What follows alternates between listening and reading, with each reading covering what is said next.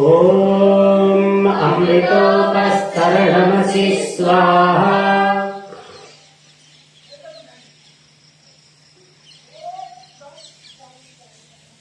ओम अमृताविधानमसि स्वाहा।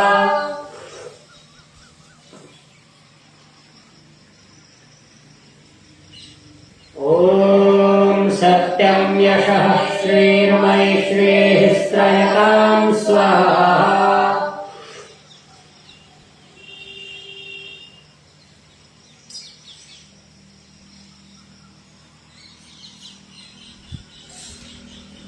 ओम ब्रह्मास्तेस्तु ओम नसोर्मे प्राणोस्तु ओम अक्षोर्मे चक्षुरस्तु ओम कर्णयोर्मे श्रोत्रमस्तु ओम बाहोर्मे बलमस्तु ओम ऊर्ध्वोर्मा ओजोस्तु ओम अरिष्टानि मेन्द्राणि स्तनुस्तन्वा मे सहस्रन्तु। अथ ईश्वरस्तुति प्रार्थनोपासना मन्त्राः। ओम विश्वानि एव सवितरुरितानि परासुवा यद्वनं तन्नासुवा।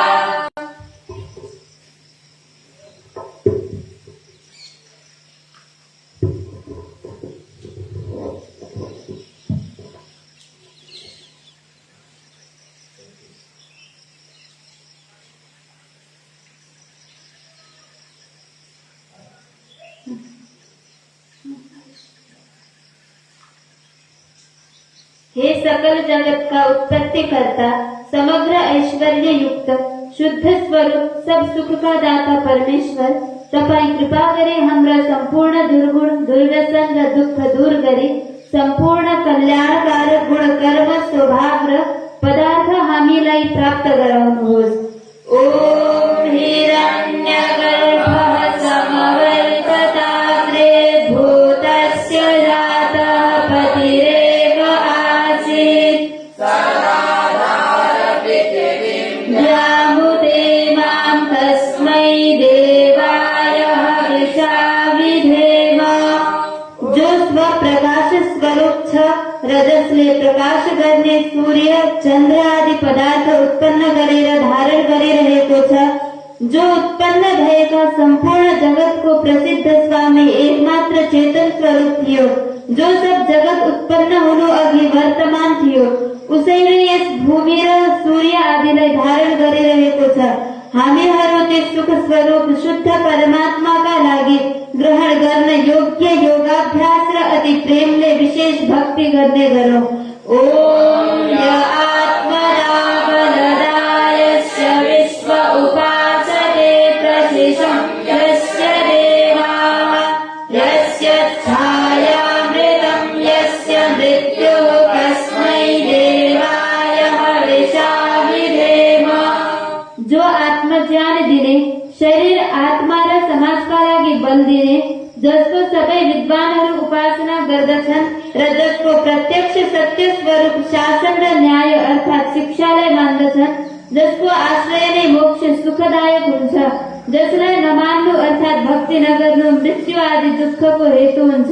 हामीहरू त्यस सुख स्वरूप सकल ज्ञानदाता परमात्माको प्राप्तिका लागि आत्मा र अन्तःकरणबाट भक्ति गरौँ अर्थात् उसैको आज्ञा पालन गर्नमा तत्पर रहौँ।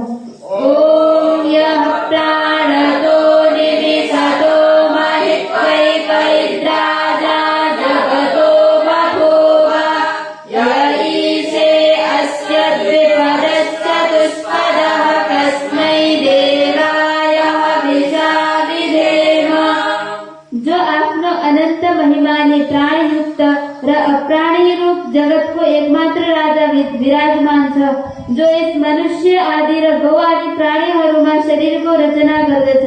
हामीहरू त्यस शुभ स्वरूप सकल ऐश्वर्यका दाता परमात्माको उपासना गरौँ अर्थात् आफ्ना सकल उत्तम सामग्रीलाई उसैको आज्ञा पालनमा समर्पित गरेर विशेष भक्ति गरौँ। ओम ये नद्यो रुद्रा पृथिवी च दृढा येन स्वहस्तभितं येन नापः यो अन्तरिक्षे रजसो विमानः कस्मै देवाय हविषा विधेम। जुन परमात्माले तीक्ष्ण स्वभाव भएका सूर्य आदि र भूमिलाई धारण, जुन जगदीश्वरले सुखलाई धारण र जुन ईश्वरले दुःख रहित मोक्षलाई धारण गरेको छ, जो आकाशमा सब लोकान्तरलाई विशेष मानयुक्त गर्दछ अर्थात् जसरी आकाशमा चलाचुरुङ्गी उड्दछन् त्यस्तै जो सबै लोकको निर्माण गर्दछ र घुमाउँदछ। हामीहरू त्यस सुखदायक कामना गर्न योग्य परब्रह्मको प्राप्तिका लागि सबै सामर्थ्यले विशेष भक्ति गरौँ। ओम प्रजापतेन त्वदेतान्यो विश्वाधातानि परिता बभूव यत्कामास्ते जुमत्सन्नो अस्तु वयं स्याम पतयोरहीनाम्। हे सब प्रजा का स्वामी परमात्मा, तपाईँ बाहेक अरू कसैले ती यी सब उत्पन्न भएका जड चेतन आदिलाई तिरस्कार गर्दैनन् अर्थात् तपाईँ सर्वोपरि हुनुहुन्छ। जुन जुन पदार्थको कामना गर्दै हामीहरू तपाईको आश्रय लिन्छौँ र इच्छा याचना गर्दछौँ, हाम्रो त्यसको कामना सिद्ध होस्, जसबाट हामीहरू धन ऐश्वर्यका स्वामी हौँ। ओम सनो बन्धुजनिता सविधाता धामानि वेद भुवनानि विश्वा यत्र देवा अमृतमानसानास्त्रिदीः धामन्नध्यैरयन्त। हे मानिसहरू, त्यो परमात्मा हामीहरूको भ्राता जस्तै सुखदायक, सकल जगतको उत्पादक, सबै काम पूर्ण गर्दछ र सम्पूर्ण लोक मात्र एवं नाम स्थान र जन्महरूलाई जान्दछ। सांसारिक सुख दुख रहित नित्यानंद युक्त मोक्ष स्वरूप धारण करने जो परमात्मा विद्वान मोक्ष प्राप्त करेर स्वेच्छा पूर्वक विचरण करदसन उहा परमात्मा ने हमरा गुरु आचार्य राजा न्यायाधीश म्हणून छ हामी सबै मिलेर सदा उहा को भक्ति करते करो। ओम अग्नेन सुपधाराये अस्मान् विश्वानि देव वयुनानि विद्वान् युयोध्यस्मज्जुहुराणमेनो भूये स्थान्ते नम उक्तिं विधेम। हे स्वप्रकाश ज्ञान स्वरूप सब जगत ने प्रकाश करने सकल सुख का दाता परमेश्वर तपाई जसबाटा संपूर्ण विद्यायुक्त हुनुहुन्छ कृपा गरेर हामीले विज्ञान वा राज्य आदि ऐश्वर्य प्राप्ति का लागि असल धर्मयुक्त आप्तहरूका मार्गबाट सम्पूर्ण प्रज्ञान र उत्तम कर्म प्राप्त गराइदिनुहोस् तथा हामीबाट कुटिलता युक्त पापरूप कर्मलाई हटाइदिनुहोस्। यसरी हामीहरू तपाईको धेरै प्रकारको स्तुति रूप नम्रता पूर्वक प्रशंसा सदा गर्ने गरौँ तथा सर्वदा आनन्दमा रहौँ। इति ईश्वर स्तुति प्रार्थनोपासना मन्त्राः।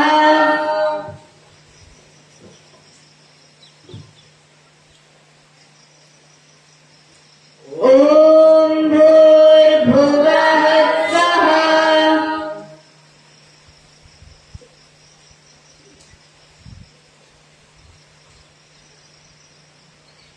ॐ भूर्भुवः स्वद्योरिव भूम्ना पृथिवीव वरिण्णा तस्यास्ते पृथिवीरेव यजनि तिष्ठेऽग्निमन्नादमन्नाध्यायादधे।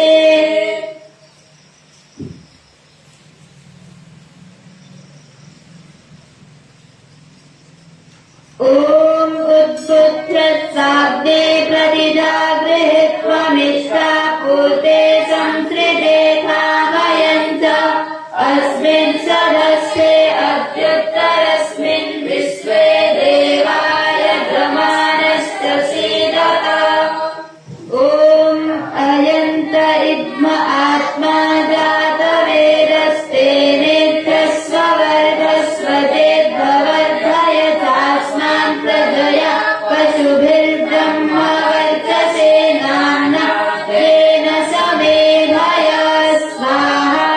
इदमग्नये जातवेदसे इदं नमः।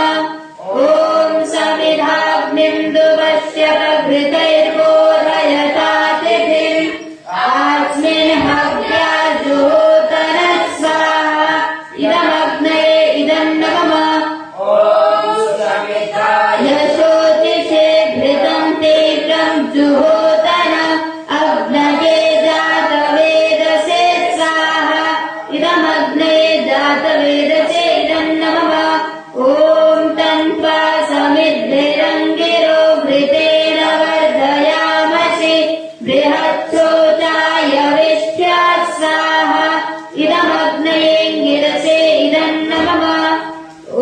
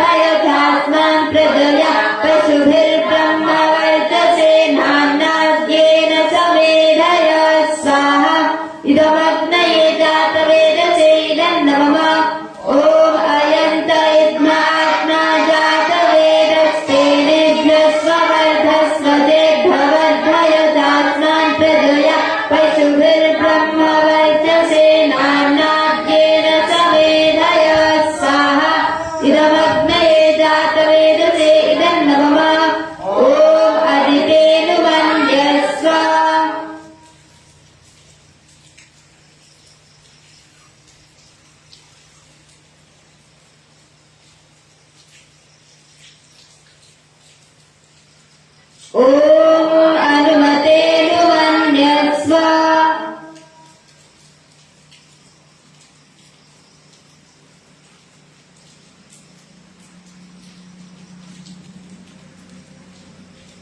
ॐ सरस्वत्यनुमन्यस्व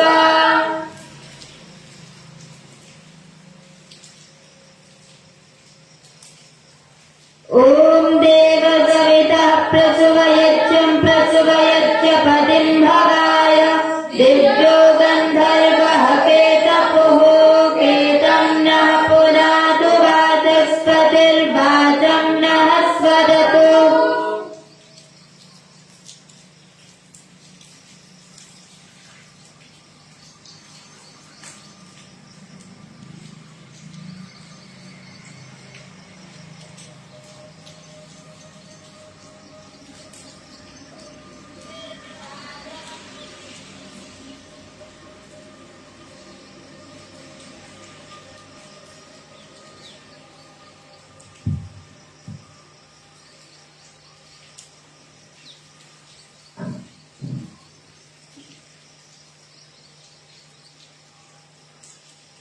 ॐ अग्नये स्वाहा इदमग्नये इदं नमः ॐ सोमाय स्वाहा इदं सोमाय इदं नमः ॐ प्रजापतये स्वाहा इदं प्रजापतये इदं नमः ॐ इन्द्राय स्वाहा इदमिन्द्राय इदं नमः ॐ सूर्यो ज्योतिर्ज्योतिः सूर्यः स्वाहा ॐ सूर्यो वर्चो ज्योतिर्वर्चः स्वाहा ॐ ज्योतिः सूर्यः सूर्यो ज्योतिः स्वाहा ॐ सजुर्देवेन सवित्रा सजुरुषसेन्द्रवत्या जुषाणः सूर्यो वेतु स्वाहा ॐ भूरग्नये प्राणाय स्वाहा इदमग्नये प्राणाय इदं नमः ॐ भुवर्वायवे पानाय स्वाहा इदं वायवे पानाय इदं नमः ॐ स्वरादित्याय ज्ञानाय स्वाहा इदमादित्याय ज्ञानाय इदं नमः ॐ भूर्भुवः स्वरग्निवायुवादित्येभ्यः प्राणापानज्ञानेभ्यः स्वाहा इदमग्निवायुवादित्येभ्यः प्राणापानज्ञानेभ्यः इदं नमः ॐ आपो ज्योतिरसोमृतं ब्रह्म भूर्भुवः स्वरों स्वाहा ॐ यां मेधां देवगणाः पितरश्चोपासते मध्यमेधयाग्ने मेधाविनं कुरु स्वाहा ॐ विश्वानि देव सवितर्दुरितानि परासुव यद्भद्रं तन्न आसुव स्वाहा ॐ अग्नेनयसु पधाराये अस्मान् विश्वानि देव वयुनानि विद्वान् युरोद्धस्मज्जोरानमेनो भूयिष्ठान्ते नम उक्तिं विधेम स्वाहा ॐ भूर्भुवः स्वः तत्सवितुर्वरेण्यं भर्गो देवस्य धीमहि धियो यो नः प्रचोदयात् स्वाहा ॐ मया वरदा वेदमाता प्रचोदयन्तां पामिन् आयुः प्राणं प्रजां पशुं कीर्तिं द्रविडं ब्रह्म वैचसं मह्यं दत्त्वा व्रजत ब्रह्मलोकं स्वाहा त्र्यम्बकं यजामहे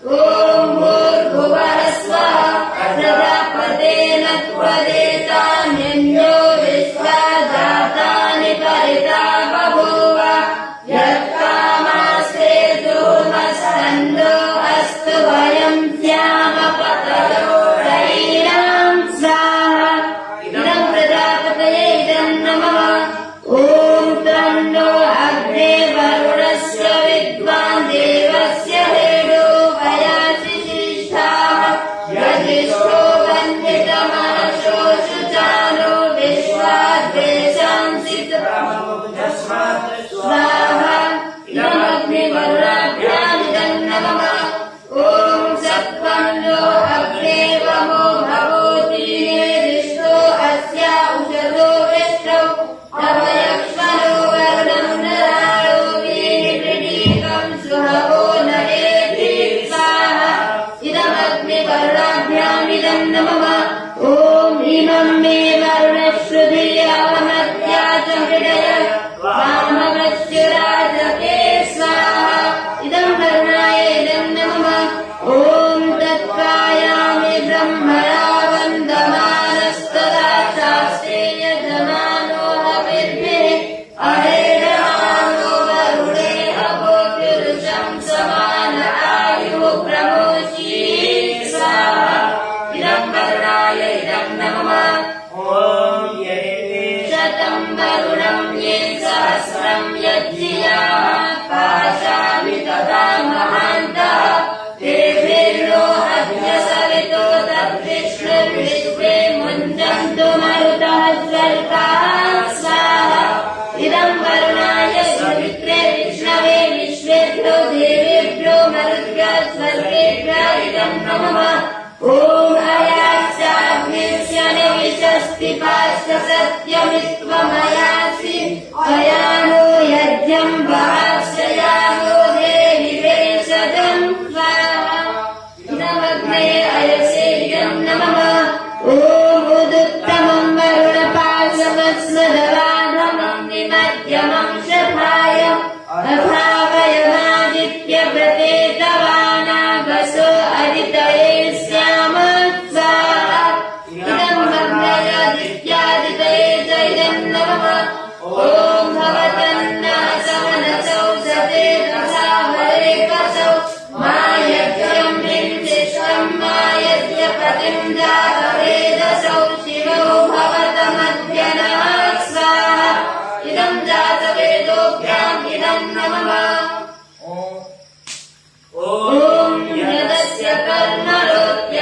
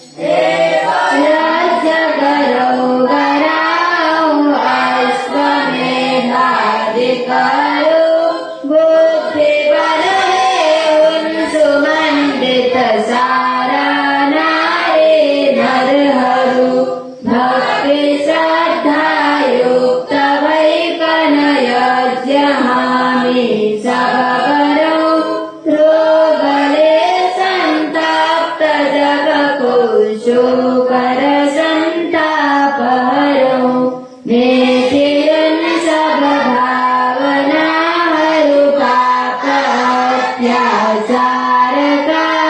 पूर्णमुन् शुभकामना हरु यज्ञवे संसारका हरि हेतु यज्ञलाभकारी हो सदा यज्ञकै शुभगन्धपूर्ण वायुजलवन् सर्वदा अन्नौषधि पूर्णफलसदरोगहारे वैकरा धान्यधनरे पूर्ण सबकुल स्वर्गमय हो जीवन स्वार्थपन सब त्यागी निशिदिन प्रेम पथगामी गणौ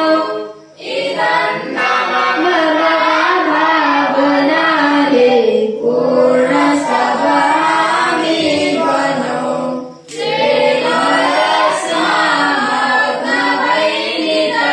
वन्दनायो गर्दथौ नाथ करुणाकन्द प्रभु को शरणः मे परदथौ पूजनीय प्रभु सबै को भावना उज्ज्वल गरुत दोष दुर्गुण दूर उन सब आत्मबल नव प्राप्त हो प्रभु आत्मबल नव प्राप्त हो नमस्ते सते ते जगत्कारणाय नमस्ते श्रीते सर्वलोकाश्रयाय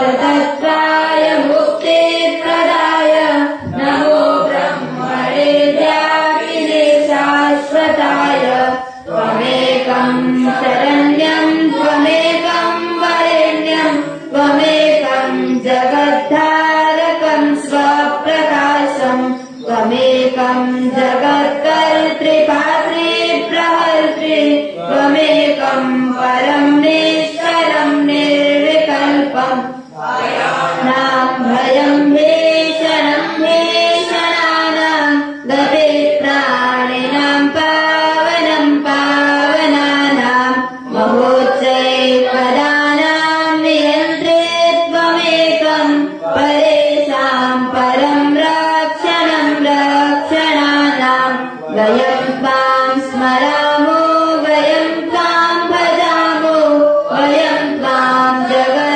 जगत्साक्षिरूपं नमामः तदेकं निधानं निरालम्बमीशं भवं भूतिपोतं शरण्यं व्रजामः विदुर्यन्न चित्तेन्द्रियाणीन्द्रियेषं विजानाति यस्तानि नित्यं नियन्ता जगत्साक्षिणं व्यापकं विश्ववन्द्यं चिदानन्दरूपं तमेशं प्रपद्ये अणोराप्यणीयान् महद्भ्यो महीयान् रविन्दुग्रहैर्यो भगोलादिकर्ता यमीशो हि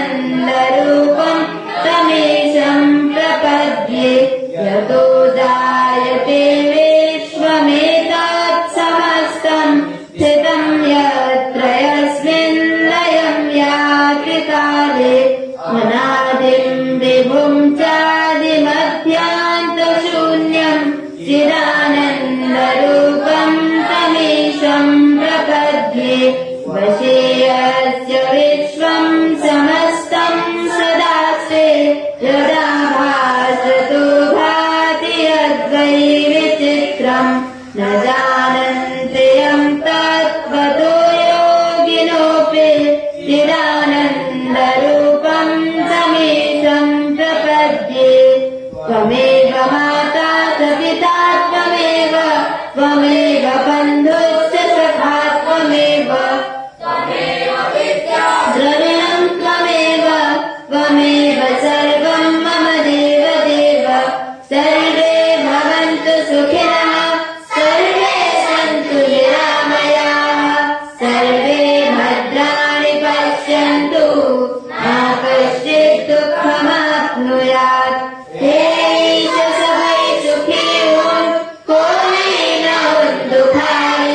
सबहुन्निरोध भगवान धन धान्य का भंडारे सब भक्त बाबरे पुन सन्मार्ग का पथिक हुन दुखी न कोई होन सृष्टि में प्राण धारे विश्व उद्यान में फूलोस फेरे आर्य परंपरा वेद का दिव्य आभाले उद्याने हुन वसुंधरा जागो सराष्ट्र महामे प्रखर अग्नि शिखा बने वनोस वैभव संपन्न यो हमरो देश अग्रणी वनाओ विश्वने आर्य लिए एकात्म भावना फैलाओ वेद संदेश मिटो स्वंग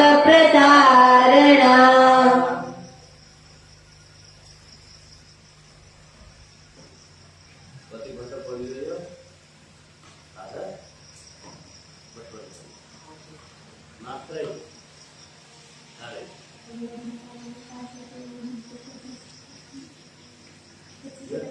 छापे कम से कम 15 पट छापियो त्योभन्दा पछि 15 पट पढ्छ अनि एक चीज 15 पट पढ्यो भने त्यो सधैँ सधैँका लागि बढ्यो पुरै हुबहु याद नभए पनि तर चाहिँ भन्न खोजेको तिमीहरूको उनीहरूकालाई चाहिँ एकपल्ट पढेर पनि याद हुनुपर्छ त्यस्तो हुन्छ हाम्रो मेमोरीमा पढ मेरोमा धेरै पढ्यो उनीहरूको खाली छ त्यो खाली मेमोरीमा गर्नु पर्यो के गर्नु पर्यो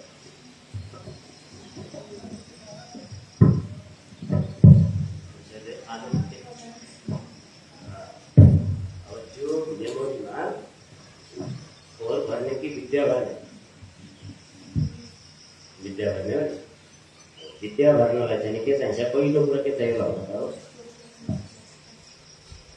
विद्या ददाति विनय विद्या ददाति विनय कति कक्षामा पढाएको हुन्छ 7मा कि 6मा कि 8मा कुनै मात्रै पढाएको छु नीतिशास्त्रमा चाहिँ या संस्कृतमा कहीँ चाहिँ छ विद्या ददाति विनयं विनयात् याति पात्रतां पात्रत्वात् धनमाप्नोति धनात् धर्म ततः सुखम पढाइसकेछ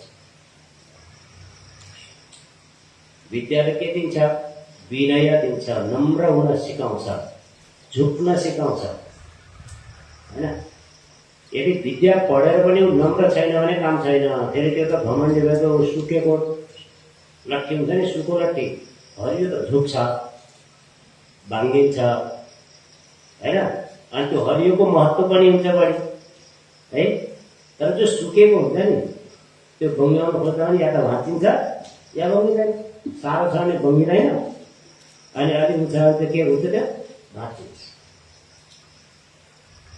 अनि भाँचिसकेपछि त्यसो काम हुँदैन या त आगोमा जलाउनुपर्छ यसरी जल्नुपर्छ हैन या सडेर जान्छ दुईटा मात्रै एउटा हुन्छ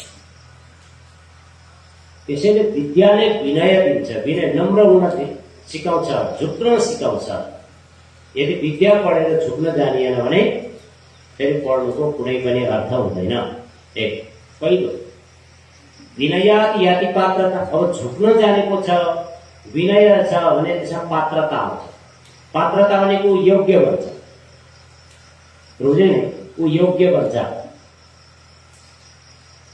योग्यता प्राप्त गर्छ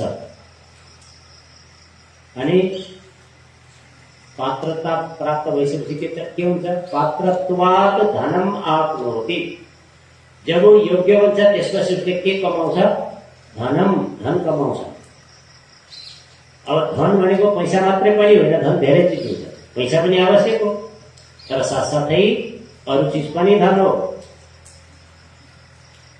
हैन पात्रत्वात् धनम आप्नोति पात्रताबाट उसले के कमाउँछ धन कमाउँछ धनात् धर्म धनबाट के हुन्छ? धर्म हुन्छ। धर्म भनेको के हो? टीका लगाउनु, कण्ठी लगाउनु, राधे राधे भन्नु, यही धर्म हो? होइन। अस्ति कल्य लक्ष्मीले श्रीमानन्दजीले चाहिँ एकजना छन् जोगी, उनले राधे राधे भनेर चाहिँ किडनी ठिक गरेर खेल्छ भन्छन् उनले है। अब बागेश्वर धामले चाहिँ ऊ प्रचार हेर्छ, उसले चाहिँ कस्तो चमत्कार होइन। अब जोसँग बुद्धि छैन उसलाई विश्वास लाग्छ, कम बुद्धि भएकाले के हुन्छ? विश्वास लाग्छ, ए हो कि के हो भन्ने पर्छ, अनि उसलाई पछाडि लाग्छ। जोसँग तर्क छैन, जोसँग विवेक छैन, जोसँग विद्या छैन, त्यस्तै व्यक्ति त्यसका पछाडि लाग्ने। ईश्वरको सबैभन्दा मुख्य नाम भनेको ओम, मुख्य नाम। ओमको उच्चारणले हाम्रा मानसिक तरङ्गहरू त ठिक हुन्छ, मस्तिष्क ठिक हुन्छ, किनकि ओमको उच्चारण नै कस्तो छ? लामो छ। अनि जब श्वासको साथमा श्वास लिएर श्वासको साथमा ओमको उच्चारण जब गरिन्छ, अनि त्यसले के गर्छ? हाम्रो श्वास प्रश्वासलाई चाहिँ नियन्त्रण गर्छ। श्वास प्रश्वास नियन्त्रण भयो किनकि शरीर प्राणको आधारमा हुन्छ, अनि प्राण चाहिँ नियन्त्रण भयो भने शरीरमा आरोग्यता प्राप्त हुन्छ। यो यथार्थ। त्यसका दुईटै कुरा छ। ओमको उच्चारण गर्नु हामीले लामो श्वास तान्नु, लामो श्वास प्रश्वासमा गर्नु, त्यो फाइदा भयो होइन। अब बाँकी कुराहरू के हुन्छन् भने त्यो आरोग्यता प्राप्त गर्ने कुरा अलग हो। मानसिक रूपमा, शारीरिक रूपमा जब हाम्रा नसाहरू, अनगिन्ती नसा छन् हाम्रो शरीरमा, नाडीहरू छन्, ती नाडीहरूमा जब हामीले उच्चारण गरेका शब्दको प्रभाव जब पर्दै जान्छ लामो जान्छ, त्यो तरिकाले चाहिँ यी नसाहरूमा हुने समस्याहरू ठिक हुन्छ। तर कुरो के हो त भने सामान्य तरिकाले राधे राधे राधे राधे भन्नु त्यो कुनै चाहिँ किडनी ठिक्नेवाला छैन, त्यसका लागि उपचार आवश्यक हुन्छ है। यस्ता तमाम चमत्कार गर्नेहरू छन्, भगवान भनेका तमाम छन्। त्यसको पछाडि के लाग्छ? जोसँग बुद्धि छैन त्यही गर्छ, जोसँग बुद्धि तर्क गर्छ के भयो त कसरी भयो, सम्भव छ कि छैन, सृष्टिको अनुकूल छ कि छैन, हेर्छ उसले के। परीक्षा नगरिकन कुनै कुरामा ऊ विश्वास गर्दैन, पहिला परीक्षा गर्छ अनि मात्रै विश्वास गर्छ। हवन गर्छौँ, हाम्रा ऋषिहरूले परीक्षा गरेर हवन गरेको, यसै गरेको होइन। हवनबाट वातावरण शुद्ध हुन्छ, पहिलो कुरा वातावरण शुद्ध हुन्छ। त्यसैले हाम्रा ऋषिहरूले हवनमा चाहिँ शुद्ध गाईको घिउको परिकल्पना गरे। घिउ त भैँसीको पनि निस्किन्छ, तर भैँसीको घिउको परिकल्पना हवनमा कोही पनि गरे, किनकि भैँसीको घिउमा त्यो भेदन शक्ति हुँदैन जुन गाईको घिउमा हुन्छ। अब दुधको रूपमा हेर्ने गाईको भन्दा बढी पौष्टिक दुध बाख्राको हुन्छ, तर बाख्राको घिउले हवन गर्नु चाहिँ कहीँ भन्नु भएन ऋषिहरू, किनकि घिउमा त्यो पौष्टिकता गाईको दुधभन्दा बढी बाख्राको दुधमा भए पनि तर घिउमा चाहिने त्यो भेदन शक्ति चाहिँ रहेनछ। त्यसैले गाईको घिउलाई चाहिँ बढी महत्त्व दिनुभयो। अग्निमा जलाउनलाई फेरि अब कुनै पनि वस्तुलाई सूक्ष्म बनाउने सामर्थ्य कोसँग हुन्छ? आगोसँग मात्रै हुन्छ, अरूसँग हुँदैन। अब कत्रो आगो भल्या थियो, पुरा माथिसम्म यसको ज्वाला थियो, अब के भयो? निभ्यो, शान्त भइगयो भएन। त्यसैले आगोमा के हुन्छ? कुनै पनि पदार्थलाई आगोमा हाल्यो भने उसले सूक्ष्म बनाइदिन्छ, अनि त्यो सूक्ष्म भएको पदार्थलाई हावाले के गर्छ? उडाएर ठाउँ ठाउँमा पुर्याइदिन्छ। आगोमा खुर्सानी हाल्यो भने के हुन्छ? फाट्छ नि। हो, जसरी आगोमा खुर्सानी हाल्दा फाट्छ, ठिक त्यसै गरी अग्निमा घिउ र उत्तम सामग्री हाल्दा खुर्सानीले त असर गर्छ हामीलाई हैन, तर यसले असर गर्दैन, फाइदा गर्छ। त्यसैले हाम्रा ऋषिहरूले के गरे त? हवन गर्नुपर्छ भने वेदमा यज्ञको महिमाको वर्णन गरियो। परमपिता परमात्माले वेदको माध्यमले हामीलाई त्यो उपदेश दिनुभयो। त्यसैले संसारमा के भने वेद स्वतः प्रमाण हो, वेदले भनेका कुरा चाहिँ ठिक हो, 100% ठिक हो। तर वेद बाहेकका जो विभिन्न ग्रन्थहरू छन् ती वेदसँग मिलुन्जेल जति कुरा चाहिँ वेदसँग मिल्छ त्यति ठिक हुन्, जति वेदसँग मिल्दैन त्यो बेठिक, त्यति बुझ्नुपर्छ। त्यसैले ईश्वर पागल होइन नि त, अज्ञानी पनि होइन। ईश्वर सर्वशक्तिमान हो, ज्ञानी हो, परम ज्ञानी हो। उसले जुन सृष्टि बनाएको छ त्यसको सृष्टिमा एउटा कुनै व्यक्ति विशेषले त्यसो किसिमको चमत्कार गर्दैन। त्यसैले आहार विहार विचारले चाहिँ ठिक हुन्छ। अब रह्यो किडनी कसरी ठिक हुन्छ, ठिक हुन्छ। मैले गरेको कुरा त्यति मेरो थाहा भइसक्यो, करिब करिब 17-18 वर्ष नै भयो यहीँकै कुरा। एकजना महिला बर्दिया किडनीको रोगी, मृगला ड्यामेज, काठमाडौँको अस्पतालमा उपचार गर्दा पनि ठिक नभयो। डाक्टरले अब तेरो आयु 2 महिना मात्रै छ भने पठायो। त्यसपछि मान्छेमा के हुन्छ, नमरुन्जेल चाहिँ केही गरी बाँचिहाल्छ कि भन्ने चाहना हुन्छ मान्छे, हैन? अनि ती कता कताबाट यहाँ मैले तिमीलाई केही गरेँ भने राधे राधे जपे गयो। मैले प्राणायाम गराएँ, के गराएँ? प्राणायाम गराएँ, आसन गराएँ र किडनीलाई सफा गर्ने केही जडीबुटीहरूको झोल गराएँ, जसले किडनीलाई सफा। पहिलो दिन सुताइ गराए, दोस्रो दिन पनि सुतेरै गरे। 3 दिनपछि बल्ल कमसी कम पछाडि अडेस पाएपछि बस्न सक्ने भयो। 7 दिनपछि पुरै आफै बस्यो। केले गरेको थियो? प्राणायाम, आसन। त्यसपछि मैले सिकाइदिएँ, अब घरमै गएर गर्नु भने पठाएँ। डाक्टरले 2 महिनाको समय दिएको थियो। त्यसपछि म 1-1.5 वर्षपछि फेरि गएँ शान्ति बजारमा। अस्ति पुलबाट जहाँ गएको थिएँ त्योभन्दा उता शान्ति बजार छ, त्यहाँ गएँ। म त बिर्सिसकेको थिएँ। अनि माथिबाट आउँदै थिएँ, मलाई देख्ने थिएँ गुरुजी भनेर, को हो भनेर हेर्छु, मलाई चिन्नु भएन भने चिनेन त भने। म त्यही मान्छे हो, तपाईँले मलाई योग सिकाउनु भयो, किडनीको रोगी। अब ठिक छ, ठिक छ। तरकारी टोकरीमा तरकारी जस्तै 1.5 वर्ष 2 महिना आएको थियो, 2 महिना मात्रै आएको थियो। डक्टरले दिए क्रियाले ठिक हुन्छ के रोगहरू। उसलाई यति गराएको मैले प्राणायाम चाहिँ सिकाऊ, अनि उसले गर्न सक्ने आसन सिकाऊ, केही जडीबुटीहरू जसले चाहिँ किडनीलाई शोधन गर्छ, ती चाहिँ केही कुटेर त्यो चाहिँ यसरी यसरी खानु पुरै सिकाइदिएको थियो। भनेपछि उनी अहिलेसम्म जिउँछ। अहिलेसम्म 2 महिना भने 17-18 वर्ष। त्यसैले यस्ता कुरामा चमत्कार गरेर पछि लाग्नु गरेपछि उनले चाहिँ त्यो गरेर उनी के हो, पाखण्ड विरोधी हो। म मान्छु, म पनि सुन्छु, तर एकान्तमा के गर्छ, योग गर्छ के। बुझ्यो? योगले ठिक हुन्छ। सबभन्दा पहिला बुद्धिको बिर्को निकाल्छ। बुद्धिमा लागेको जो बिर्को छ नि, त्यो उसको अन्धकारको बिर्को, त्यसलाई फाल्नु पर्यो, अनि मात्र सही कुरा आउने हो। यदि त्यसो त्यो ढक्कन लगाइराख्ने हो भने केही छुट्दैन त्यहाँदेखि। त्यस्तै कुरा मात्रै छुट्छ नि। त्यो भएर धर्म तर्कमा हुन्छ क्या,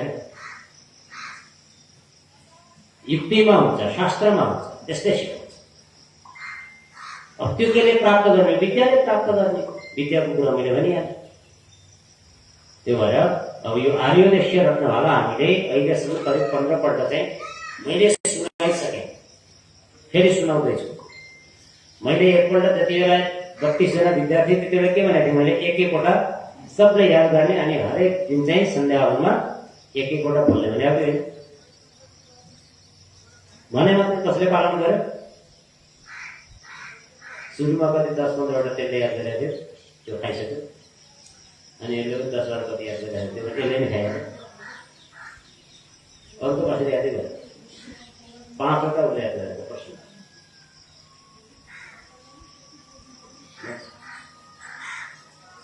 त्यो यिनीहरूले अस्ति अझै गरेर गए वहीँ छोड्छ साथ होइन।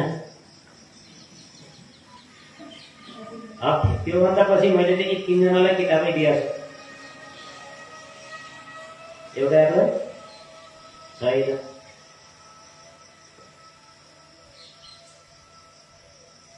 अरूलाई चाहिँ दिएन, 3जनालाई चाहिँ किताबै दिएको छु। यिनीहरूले अलिकति प्रगति गरेर त अरूलाई पनि दिँदैन, प्रगति गर्दैन। प्रगति नगरेपछि त्यसो काम भएन।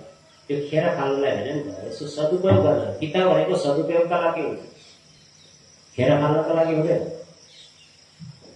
सही प्रकारले त्यसो के गर्नुपर्छ, सदुपयोग गर्नुपर्छ, अनि मात्रै सार्थक हुन्छ। पढ्नुको अर्थ चाहिँ पास हुनु मात्रै होइन नि त, पास त हुनु पर्यो। ठिक छ, अहिलेको समय पास हुनु काम छैन, पास त हुनु पर्यो। तर त्योभन्दा बढी के चाहियो, पास हुनुभन्दा बढी के चाहियो, पास हुनुभन्दा बढी त्यो कागजी योग्यता भन्दा पनि बौद्धिक योग्यता बढी चाहियो क्या। बुझ्यौ नि, बौद्धिक योग्यता बढी चाहियो। जोसँग बौद्धिक योग्यता बढी हुन्छ त्यही सफल हुन्छ। कागज त सम्पूर्ण ठाउँमा देखाउन लाग्यो नि त होइन, त्यो देखायो भने नोकरी पाइयो होला, त्यतिसम्म ठिक छ। यो यति पढेको भने जानकारी भयो होइन, तर बुद्धि छैन भने के भयो। यहाँ चाहिँ बिएडमा पढ्नेहरूलाई शुद्ध लेख्न आउँदैन, मैले त्यो देखेको छु। शुद्ध उच्चारण आउँदैन, पास त भएन नि त, पास त भएन, तर शुद्ध शब्दको उच्चारण गर्न आउँदैन। कुन शब्दको कसरी उच्चारण गर्नुपर्छ थाहा, कुन अक्षरलाई कसरी पढ्नुपर्छ त्यो थाहा छैन। एउटा शिक्षकले पढाउँछ नेपाली वर्णमाला, न भन्नुपर्ने अङ्ग भनिन्छ, अङ्ग भनी पढ्छ कतिवटा। क्ष भन्नुपर्ने छे भनिदिन्छ, य भन्नुपर्ने ए भनिदिन्छ, त्र भन्नुपर्ने तर भन्छ, हुँदै हुँदैन। स भन्नुपर्ने ख भन्छ, सख सह त्यसरी पढ्छ। उसँग कागजीय योग्यता त छ, तर अरू बौद्धिक योग्यता त पुरै छोडौँ, उसँग अक्षर योग्यता पनि छ, अक्षरको योग्यता पनि छैन। अक्षरको उच्चारण गर्ने तरिका पनि थाहा कसरी गर्नुपर्छ। अनि अरूको अशुद्धि निकाल्छ फेरि त्यस्तो मान्छे जो कागजी योग्यता पुरा गरेर मात्रै अरूको अशुद्धि निकाल्छ।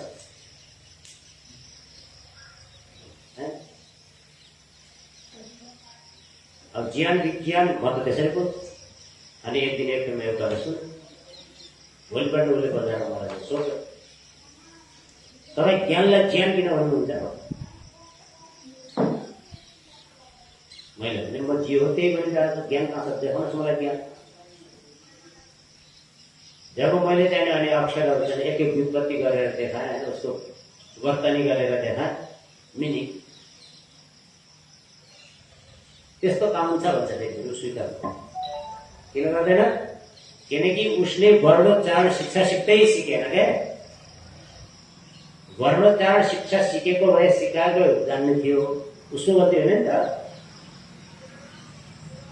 सिकाउनेले सिकाइदिए।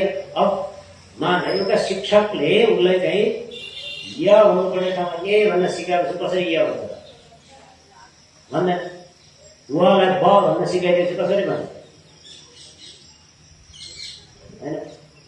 वातावरण जति वातावरण छ भन्ने एउटा के हुन्छ वातावरण, लेखा के हुन्छ वातावरण, विश्व लेखेको हुन्छ विश्व भन्छ, विश्व भन्दा विश्व सो भन्छ सो। नेपाली विषय लिएर एमए सम्म गरेका हुन्छन् त्यसो हुन्छ। अब उनीसँग चाहिँ कागजी योग्यता भरपूर छ, तर भाषिक योग्यता र बौद्धिक योग्यता चाहिँ छैन। त्यसैले पढ्नुको अर्थ चाहिँ यी दुईटा कुरा पनि बढाउनु पर्छ भन्न खोजेँ मैले। कागजी योग्यता त चाहियो, त्यो नभई त तिमीहरू अहिलेको समयमा उसको जीवनै चल्छ, त्यो त चाहियो होइन। तर त्यसको साथसाथै भाषिक योग्यता पनि चाहियो, बौद्धिक योग्यता पनि चाहियो। अनि मात्र हामीले पढेको सार्थक हुन्छ है त्यो ग्रोथ। त्यसैले यो आर्यदेशीय रत्नमाला आज फेरि 5 वटा रत्न चाहिँ पढ्छौँ। हरेक शनिबार हामी उता हेर्नु पर्दैन, हेर जहाँ बोल्छन् त्यहाँ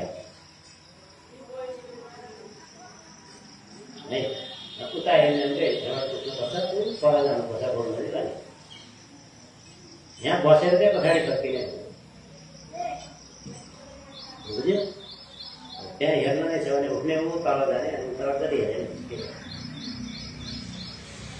आर्यदेशीय रत्नमाला प्रथम रत्न 1 ईश्वर। दुनियाँमा ईश्वरका धेरै कुराहरू, अवतारदेखि लिएर अनेक कुराहरू चाहिँ दुनियाँ जसलाई जस्तो मन लाग्यो त्यस्तै ईश्वर बनाएको छ कि छैन? जसलाई जस्तो मन लाग्यो त्यस्तै बनाएको है। महाभारतमा घटोत्कच भन्ने एउटा चाहिँ राक्षस है, उसलाई राक्षस मान्थे त्यति बेला। उसकी आमाको नाम थियो हिडिम्बा। अनि हिडिम्बाको विवाह भयो भीमसँग। अनि भीमको नाति थियो बर्बरिक। अनि त्यो बर्बरिक चाहिँ त्यो कथामा लेखे अनुसार असम्भव कथाहरू छन्, सम्भव चाहिँ होइन। तर त्यो आजभोलि भगवान भयो, खाटु श्यामका नाम। आजभोलि धेरै उसको चाहिने फोटो राखेर पुज्न लाग्यो, भगवान होइन। अखण्ड यसरी सुरु हुन्छ क्या। अहिले यहीँ पनि छ राजापुरमा, टिकापुरमा पनि कतिपयले चाहिँ त्यो गरेको भेटिन्छ। एकपल्ट निर्मल बाबा भन्ने थियो, अनि उसले सबै काम पुरा गर्छ भन्ने चाहिँ थियो। अनि उसले सोध्थ्यो कसरी सोध्यो कि बाबाजी मेरो काम भएन भनेपछि उसले के सोध्थ्यो, तिमी जाने बाटोमा मन्दिर थियो कि थिएन भने सोध। थियो। अनि मन्दिरलाई दर्शन गरिस्? गरे। अनि केही चढाइस्? चढाएँ। भोलि त 1 किलो लड्डु चढाउँ, तेरो काम भन्छ। त्यस्ता कुरामा त विश्वास मानेर मान्छे चाहिँ पैसा पहिला उसले दिन्थ्यो। अनि त्यो अनि टिकापुरमा कैयौँले आफ्नो पसलमा चाहिँ निर्मल बाबाको फोटो राखेर आएको कति बुद्धिमा त। जब उसको पर्दाफास भयो त्यसपछि हटाएको फोटो। अब अहिले त्यस्तो हुँदैन, कोही कसैका फोटा पुजिरहेको छ, कोही कसैका फोटा पुजिरहेको छ। साई बाबा, अब त्यो त पछि गएर साई बाबा भयो, त्यो त चाँदमी हो मुसलमान, उसको वास्तविक नाम हो चाँदमी। ऊ यहाँनिर पनि चाहिँ साई बाबा शिविरमा छ। ओम साईराम लगाएको हुन्छ 24 घण्टा। अब उसलाई भगवान मानेर उसले मुक्ति दिन्छ भन्ने म पनि मान्छे विश्वास गर्छु। त्यसैले ईश्वर के हो भन्ने कुरा यसले देखाउँछ कि कुनै पनि मानिस, कुनै पनि व्यक्ति अथवा कुनै पनि प्राणी, कुनै पनि वस्तु ईश्वर हुन सक्छ। ईश्वर सबैभित्र छ। प्रत्येक वस्तुभित्र ईश्वर छ, तर प्रत्येक वस्तु ईश्वर होइन। यसरी म भित्र पनि छ, तिमीहरू भित्र पनि छ, तर म पनि ईश्वर होइन, तिमीहरू पनि ईश्वर होइन। हामी के हो? मान्छे। हामी मान्छे कहिलेसम्म हो? जबसम्म मान्छेको शरीर हुन्छ तबसम्म मान्छे हो। मान्छेको शरीर गइसकेपछि के हुन्छ फेरि? के हुन्छ? शक्ति। त्योभन्दा पछि उसको कर्म गर्छ, त्यही शरीर पाइन्छ। अनि मान्छेले अर्को भ्रम के भइरहेको छ? मान्छे मरेपछि भूत हुन्छ। समझे? अनि हाम्रो चाहिँ ग्रन्थले के भन्छ? आत्मा सबैको उस्तै हुन्छ, चाहे त्यो भैँसीको होस् चाहे मान्छेको होस्। मान्छेको शरीरमा रहन्थ्यो मानवको आत्मा, भैँसीको शरीरमा रह्यो भने त्यो भैँसीको आत्मा। बुझ्यो नि? अब आत्मा शरीरभूत बन्छ कि आत्माभूत बन्छ? छ तिमीहरूसँग पनि त्यसको उत्तर छ? के भन्छ? छैन? छैन। यसको आधारमा हेर्ने भने शरीरभूत बन्छ भन्ने शरीरले हामी के गर्छौँ? जलाइदिन्छौँ। मरेको शरीरलाई के गरिदिन्छौँ? जलाइदिन्छौँ। हामी जलाउँछौँ। अब नजलाउने पनि छन्, जस्तो मुसलमानले जलाउँदैन, क्रिस्चियनले जलाउँदैन, हिन्दू विद्या दशनामी भन्ने हुन्छन् तिनीहरूले जलाउँदैनन् है। उनीहरू के गर्छन्? गाड्छ। गाड्ने तरिका सबैका फरक छ। जस्तो हाम्रा हिन्दू धर्मभित्रका दशनामीहरूले के गर्छन्? पद्मासन लगाउँछन्, मरेका लासलाई चाहिँ पद्मासनमा बसाउँछन्, सिधा खाटो गर्छन्, त्यो खाटो सिधा बसाएर राख्छन्, माथिबाट चाहिँ तोड्छन् होइन। क्रिस्चियनहरू के गर्छन्? एउटा बकस बनाउँछन्, बकसभित्र लास हाल्छन् है, अनि त्यसपछि खाल्टो खनेर खाल्टाभित्र त्यो बकस चाहिँ के गरिदिन्छ? गाडिदिन्छ है। अनि मुसलमानहरू के गर्छ? खाल्टो खन्छन्, नाउले सुताउँछन्, त्यही पुगिन्छ। तरिका फरक हो होइन, तिनटैको तरिका चाहिँ फरक छ गाड्ने। अनि त्योभन्दा अर्को एउटा समुदाय छ, त्यो चाहिँ लासलाई टुक्रा टुक्रा काटेर पहाडको चाहिँ डाँडामा चाहिँ छरिदिन्छ, अनि त्यहाँ चाहिँ चिल कागहरू आएर खान्छ। बौद्धिस्टहरूमध्ये 4वटा मार्ग छन् बौद्धिस्टका, त्यसमध्येको एउटा मार्गमा चाहिँ त्यो गर्छ। हाम्रो हिमाल नेपालकै हाम्रो चाहिँ उत्तरतिर हिमालतिर त्यस्तो गर्छ लामा। अब के गरे भने शरीरको कुरा हो नि त। अब गाडेको चाहिँ भूत भएर आयो कि शरीर, जलाएको शरीर भूत भएर आयो कि, काटेर टुक्रा टुक्रा गरेर त्यो चाहिँ जसले खाए है त्यो भूत भएर आयो कि, अथवा आत्मा भूत भएर आयो र कसरी सता? अब टुक्रा मासु खानेहरू जो मासु खान्छन् है, किरा फट्याङ्ग्रा सब खान्छन् उनीहरू है। राँगा, खसी, बोका, गाई खानेहरू छन्, तमाम छन्, त्यसभित्र पनि आत्मा छ। अनि त्यसलाई त हरेक दिन मांसाहारीले के गर्छ? भुँडीमा खाएको खाए हुन्छ। अनि त्यो भूत बनेर त त्यो भुँडीमै भूत बनेर आउनु पर्ने नि, किन हो? त्यो पनि त भूत बनेर आउनु पर्ने हो त। मान्छे मात्रै भूत बन्नु चाहिँ मान्छे त्यत्रो अपराधी थियो।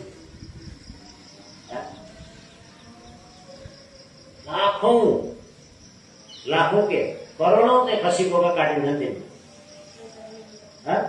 करोडौं कुखुरा काटिरहेको छन्, करोडौं हाँस काटिरहेका छन् आफू भुँडीमा हालेर होइन। त्यो भूत त त्यही पसिहाल्नु पर्ने होइन, पस्छ त्यो पस्दैन। अनि मन उसको दिमागमा चाहिँ के बसेको छ भने मान्छे मात्रै भूत बन्छ।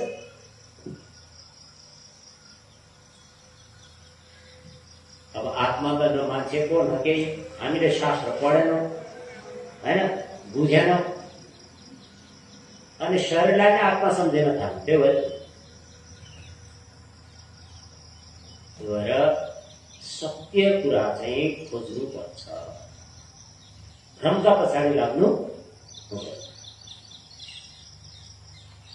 त ईश्वर के छ? जसका गुण, कर्म, स्वभाव र स्वरूप सत्य नै छन् है। गुण पनि सत्य छ, कर्म पनि सत्य छ, स्वभाव पनि सत्य छ, र स्वरूप पनि सत्य छ है। जो केवल चेतन मात्र वस्तु सत्ता हो, चेतन मात्र वस्तु, उसमा जडता भन्ने छँदै छैन। हामीसँग चाहिँ जडता पनि छैन, हामी चेतन पनि हौँ, जड पनि हौँ। चेतन यस कारणले हो कि हामीसँग आत्मा छ, आत्माका कारणले नै हामी बोल्न सक्छौँ, हिँड्न सक्छौँ, डुल्न सक्छौँ, त्यसैले चेतन हो। जड यस कारणले हो, जब आत्माले शरीर छोड्छ त्यसपछि शरीर के भएछ? जड भएछ। शरीरलाई केही थाहा हुँदैन, त्यसले त्यो शरीरलाई कुट, पिट, ज्वाला हुन्छ हुँदैन। अलिकति कुनै गल्ती गर्यो भने यस्तो किन गरिस् भन्दा त तिमीहरूको आँखाबाट आँसु आउँछ। किन आएको? शरीरका कारणले आएको कि आत्माका कारणले आएको कि मनका कारणले आएको? केको कारणले आएको? आत्मा छ हाम्रो शरीरमा, आत्माका कारणले मन छ, मनका कारणले हामी दुखी हुन्छ। जब आत्माले छोड्छ त्यसपछि त्यहाँ आँखाबाट आँसु आउने हो। कसैको आगो देखाएको छ, कसैले अहिले सुन आउँदैन, किनकि के भइसकेको हुन्छ? जड भइसकेको हुन्छ, जसलाई हामी मुर्दा भन्छौँ। मरिसकेको हर प्राणी मुर्दा हो। अब मान्छेले शरीर त्यागेर मुर्दा बन्छ, त्यो शरीरलाई कसैले खान्छ? त्यो शरीरलाई छोयो भने लुहाउँछ, हो मैले त मुर्दा छोएको अब भित्र भएँ भन्छ।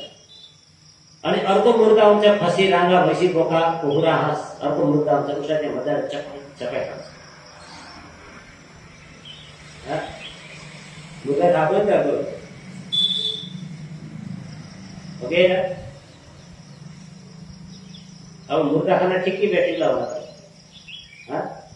बेटेको अब खान्छ त खानेवाला मुर्दा खान्छ त? को खान्छ? अहिले अझै धेरै खाने हुन्छ। घरमा खान्छन् त्यही भएर खायो। घरकाले आउँ बाउले त्यो सिकाएको त गर्दैन छोराछोरी, होइन? घरमा आमा बुवा चाहिँ शाकाहारी छन् भने कुनै बिग्रेकै छोराछोरी मात्रै मांसाहारी बन्ला, नभए चाहिँ शाकाहारी नै। बिग्रेकालाई त सक्दैन त कसैले पनि, ऊ लुकी लुकी खाइहाल्छ, होइन? अनि उसले के लाग्छ भने मेरो घर कसैले देखाएको छैन भन्ने लाग्छ। जसका छोराछोरी ठिक छन् उसका छोराछोरी घरमा आमा बाउले चाहिँ खाँदैनन् भने ऊ पनि खाँदैन। जसका आमा बाउ खान्छन् उसले त खाने नै। जवाबी के? घरमा जे गर्यो त्यो उसले खायो, उसको बच्चाको दोष हुँदैन, त्यहाँ आमा बाउको दोष हुन्छ। अनि जस्तो प्रकारको आचरण आमा बाउले गर्छन् त्यस्तै प्रकारको आचरण छोराछोरीले नि गर्छ। तर एउटा कुरा के हो भने कहिलेकाहीँ साथीको कारणले बिग्रिन्छ, सङ्गतले पनि बिग्रन्छ क्या, बिग्रिन्छ क्या मान्छे। सत्सङ्गता दोष गुणा भवन्ति भन्छ। सङ्गतबाट दोष र गुणहरू चाहिँ व्यक्तिमा उत्पन्न हुन्छ, यो कुरा भयो। अनि अर्को के भन्छ? तथा जुन एक अद्वितीयको अर्थ हुन्छ जसको कुनै पनि तुलना गर्न सकिँदैन। यो जस्तै भन्न मिल्दैन कसलाई, बुझ्यौ नि? मान्छेमा त मिल्ला, कसैका गुण कसैसँग मिल्छन् भने फलानु चाहिँ फलानु जस्तै छ भन्ला, होइन? तर ईश्वरका गुणहरू चाहिँ अपरिवर्तनीय हुन्छन्, त्यसैले अद्वितीय। त्यो जस्तो अर्को हुनै सक्दैन कि ईश्वर जस्तो अर्को हुनै सक्दैन, त्यसैले अद्वितीय है। सर्वशक्तिमान, सर्वशक्तिमानको अर्थ मान्छेले कसरी बुझ्छ? सर्वशक्तिमान भनेपछि जे पनि गर्न सक्छ भन्ने बुझ्छ, त्यो पनि गलत। सर्वशक्तिमानको अर्थ ईश्वर सर्वशक्तिमान छ, उसले जे पनि गर्दैन, जे गर्न पर्ने त्यो चाहिँ गर्छ। उसका कर्म आफ्ना जो छन्, जे गर्न पर्ने त्यो गर्छ। जस्तो यो सौर्य परिवार, होइन? जुन सौर्य परिवारमा हामी बसेका छौँ, त्यो सौर्य परिवारमा एउटा पृथ्वी छ, होइन? अब ऊ शक्तिमान सर्वशक्तिमान हो भनेर एक पृथ्वीमा चाहिँ अर्को पृथ्वी बनाउँदैन क्या, किनकि उसले उसको ज्ञानमा उसको कर्ममा छँदै छैन। उसले एउटै पृथ्वी बनाउँछ, एउटा सौर्य परिवार। अर्को सौर्य परिवार अर्को पृथ्वी बन्छ नि, यति मात्रै थोरै हो। यस्ता सौर्य परिवार त करोडौँ छन्, जहाँ हामी जान सक्दैनौँ, सोच्नु पनि सक्दैनौँ हामीले, होइन? तर त्यो सौर्य परिवारको परिकल्पना, त्यसको सङ्केत कसले गर्यो? वेदले गर्यो। वेदमा त्यसको परिकल्पना देखियो, बुझ्यौ नि? हो, त्यसैले सर्वशक्तिमानको अर्थ के भयो भने जसलाई काम गर्नका लागि कसैको पनि सहयोग चाहिँदैन, त्यसका भन्छ सर्वशक्ति। ईश्वरले आफ्नो कर्म गर्नका लागि टिकाहरूलाई बोलाउँछ, होइन? सहयोग गर भन्दैन भन्नु, तर टिकाहरूलाई त सहयोग चाहिन्छ नि, है? एउटा सानो कुनै उठाउनु पर्यो भने उसलाई त सहयोग उसले एक्लै नै सकेन, अनि अर्को चाहियो। किन चाहियो? किनकि ऊ सर्वशक्तिमान होइन, उसँग पूर्ण शक्ति छ क्या, त्यही भएर चाहियो। तर ईश्वरसँग चाहिँ ऊ सर्वशक्तिमान हो, त्यसै उसलाई कसैको सहयोग चाहिँदैन, आफ्ना काम आफै गर्न सक्छ।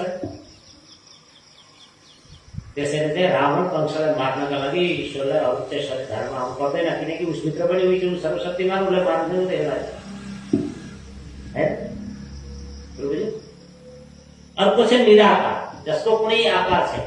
आकार वस्तु के हुन्छ? नाशवान हुन्छ। जुन आकार छैन त्यो नाशवान हुन्छ। जस्तो हामी भित्र आत्मा छ, आत्माको कुनै आकार छैन, बुझ्यौ नि? कुनै आकार छैन। आत्मा यस्तो छ भने कसैले देखाउनै सक्दैन। आत्मा छ भनेर देखाउने के हो? विद्या। विद्याले देखाएको। नभए आत्मा चाहिँ यत्रो छ, यस्तै छ भने कसैले पनि देखाउन सक्दैन। छ चाहिँ छ।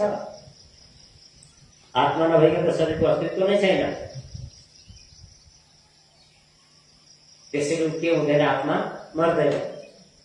ऊ नदेखिने हुनाले मर्दैन। परमात्मा निराकार दुनियाँले मैले होइन, ऊ शरीर धारण गर्दैन। सर्वत्र व्यापक, सबै ठाउँमा छ, कहीँ पनि खाली छैन। बुझ्यौ नि? कहीँ पनि खाली छैन, सबै ठाउँमा छ। अनादि छ, उसको कुनै आदि छैन। ऊ असारको 22 गते जन्मेको होइन। बुझ्यौ कि नहीं? उसको कुनै पनि आदि छैन। एक दिन आएको हो, ईश्वर भन्ने छैन। संसारमा जसले सशरीर धारण गरेर चाहिँ आयो उसको छ, मिति छ। यति गते जन्मेको, यति तारिखमा जन्मेको विभिन्न छ होइन। अनि त्यही भएर जन्मदिन मनाउँछ, बर्थडे होइन। तर उसको चाहिँ त्यो आदि छैन। अर्को चाहिँ ऊ अनन्त छ। अनन्त, अन्त पनि छैन उसको। यो यति दिन मात्रै बाँच्ने हो भन्ने पनि छैन। हाम्रो निश्चित छ, हामी कोही 50 वर्ष बाँच्छ, कोही 60, कोही 70, कोही 80, कोही मुस्किल 100 वर्ष पुग्छ। कोही भाग्यशाली व्यक्तिहरू पुग्छन् जो निरोगी भएर 100 वर्षमा बाँच्छ। त्यो भाग्यशाली एउटा युग देखेका हुन्छन् उनका लागि त्यो ठुलो। अनि तर ईश्वर के छ? उसको अन्त छैन। अनि ईश्वर भूत पनि हुँदैन, भविष्य पनि हुँदैन। ऊ सधैँ वर्तमान हुन्छ। हाम्रो शरीर भूत हुन्छ। अब भूत कसरी हुन्छ भन्ने कुरा अब सम्झाउनु। हाम्रो शरीर भूत हुन्छ। कसरी हुन्छ? जस्तो कुनै व्यक्ति हिजो थियो तर आज मरेर गयो, छैन। अब हिजो भएर जो आज रहँदैन त्यो भूत हो।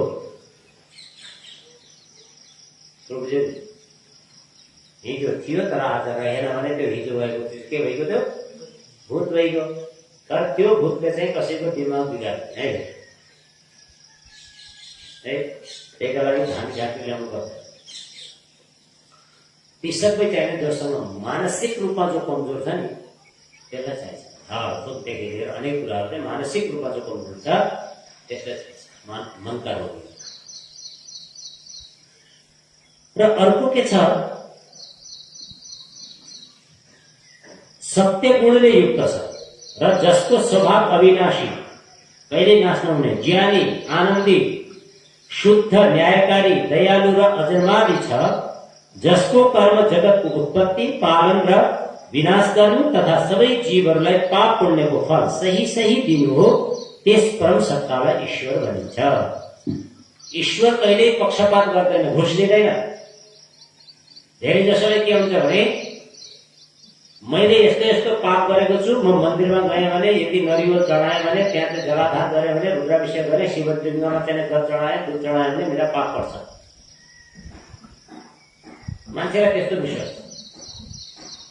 लाखबत्ती बाल्यो भने पाप पर्छ, लेखा पनि छ धेरै कुरा। लाखबत्ती बाल्यो भने धेरै पाप पर्छ भने लेखा। जस्ता नराम्रा काम गरेकोहरू त्यसो पर्छ भने लेखा। तर ईश्वर पक्षपाती त हुँदैन, भनेको कसरी पर्छ? ईश्वरले त मानिसले जस्ता प्रकारका कर्महरू गर्छ अथवा जीवले जस्ता कर्महरू गर्छ त्यस्तै फल दिन्छ। उसले राम्रो गरेको छ भने राम्रै फल दिन्छ, नराम्रो गरेको छ भने नराम्रै फल दिन्छ। जति पनि दुःख हामी पाउँछौँ त्यो हाम्रो पापको फल, पाप गरेका पाप कर्मको फल हो। जति सुख पाउँछौँ ती हामीले चाहिँ पुण्य गरेका पुण्य कर्मको फल। यसरी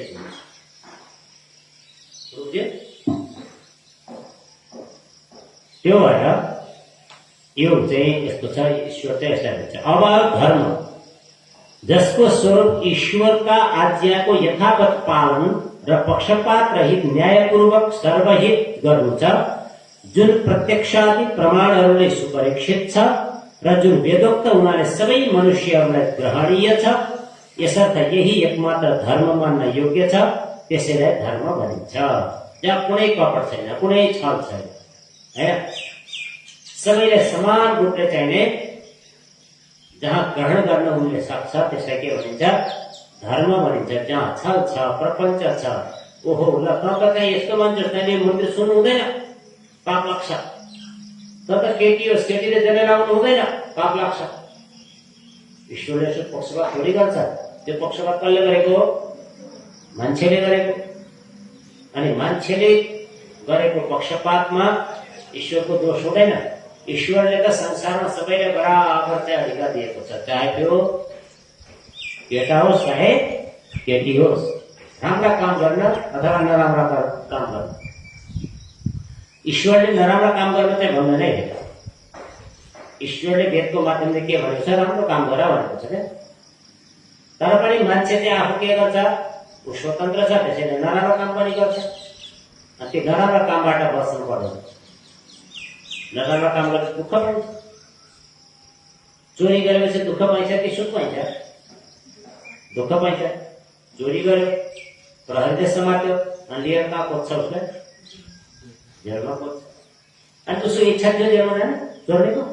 चोरको इच्छा थिएन नि, होइन? उसले चोर्ने मात्रै इच्छा थियो, उसलाई जेलमा जाने इच्छा थिएन।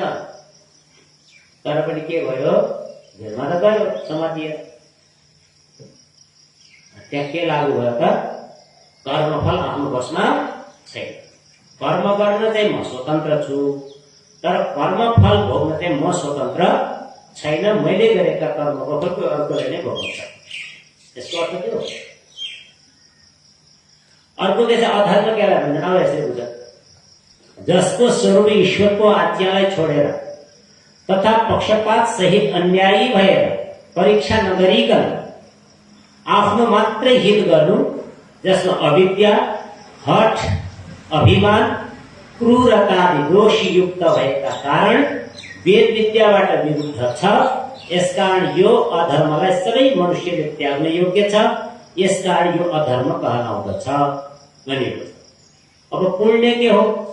त्यसलाई पुण्य भन्छ। जसको स्वरूप विद्यादि शुभ गुणहरूको दान र सत्य भाषण आदि सदाचार युक्त जुन कार्य गरिन्छ त्यसलाई पुण्य भनिन्छ। अब एउटा अर्को पढ्छौँ हामी, पाप है, याद छ नि? जुन पुण्यको उल्टो र मिथ्या भाषण आदि। मिथ्या भाषण भनेको बढी बकवास गर्नु, झुटो कुरा लगाउनु, बुझ्यो नि? अनर्गल कुरा गर्नु, त्यसलाई भन्छ मिथ्या भाषण। नभएको कुरा गर्नु मिथ्या भाषण है, असत्य भाषण। जुन कार्य गरिन्छ त्यसलाई पाप भन्छ। त्यसैले शब्दले पनि नराम्रो गर्नु हुँदैन भन्ने। ठिक छ? यो लामो व्याख्या गर्दै आइदिनुहोस्, धेरै लामो व्याख्या। अब सत्यार्थ प्रकाश अलिकति पढ्ने।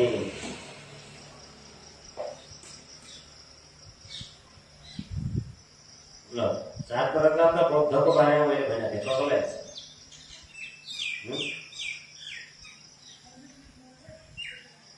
मैले नक्सा भनिदिएँ नि, होइन? त्यसमा चाहिँ नास्तिक मतको कुरा छ, बौद्धको बारेमा धेरै कुराहरू आइरहेको छ। अनि बौद्ध 4 प्रकारका हुन्छन् भनेको थिएँ र ती नाम पनि भनेको थिएँ। याद छ कसैले? छैन? किन छैन? यहाँनिर एक कालले सुन्यो, अर्को कालले भाषा गरिदियो, फाल्थ्यो।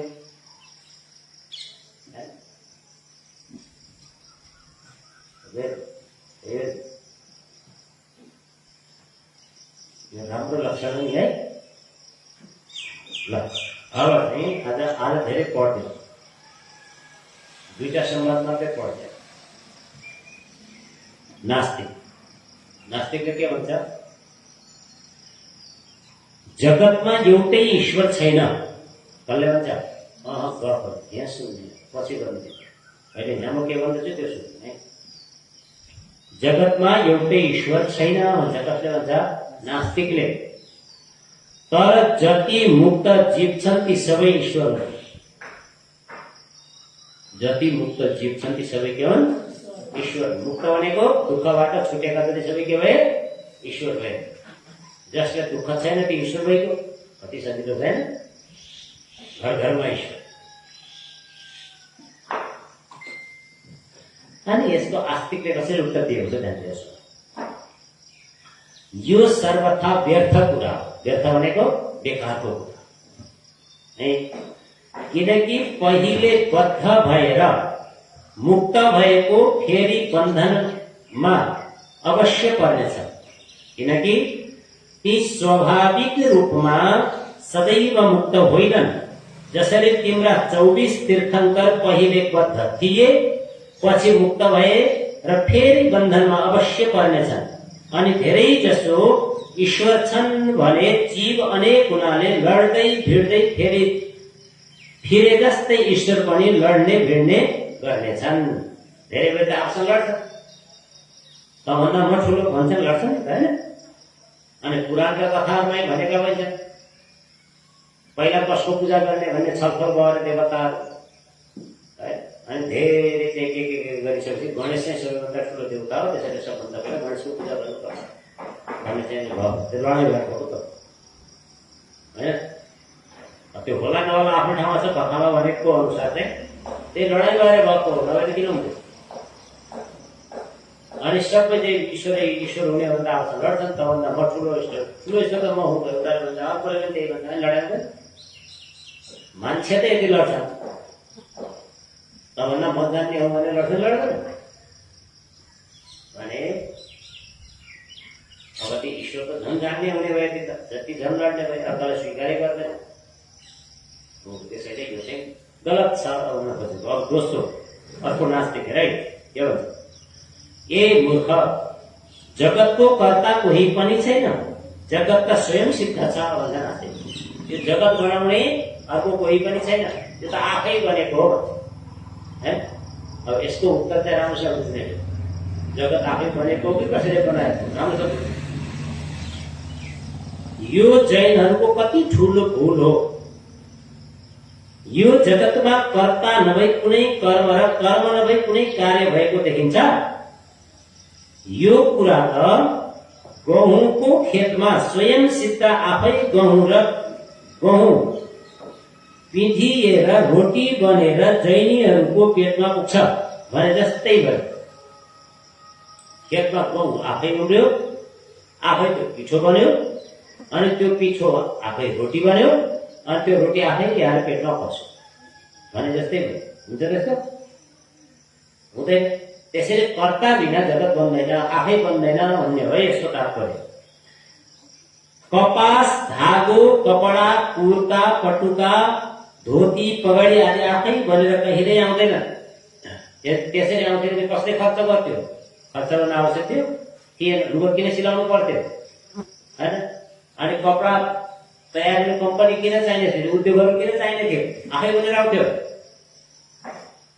त्यसैले जड वस्तु आफै बन्दैन, जड वस्तु आफै एक ठाउँबाट अर्को ठाउँ जान सक्दैन। बुझ्यो? त्यसैले त्यसलाई लिने कोही न कोही चाहिन्छ। यति हुँदैन भने कर्ता ईश्वर नभई यो विविध जगत र नाना किसिमको रचना विशेष कसरी बन्न सक्दछ हैन? आफ्नो जिद्दीले जगतलाई स्वयं सिद्ध मान्दछौ भने उपरोक्त वस्त्र आदिलाई कर्ता बिना नै प्रत्यक्ष रूपमा स्वयं सिद्ध गरेर देखाऊ।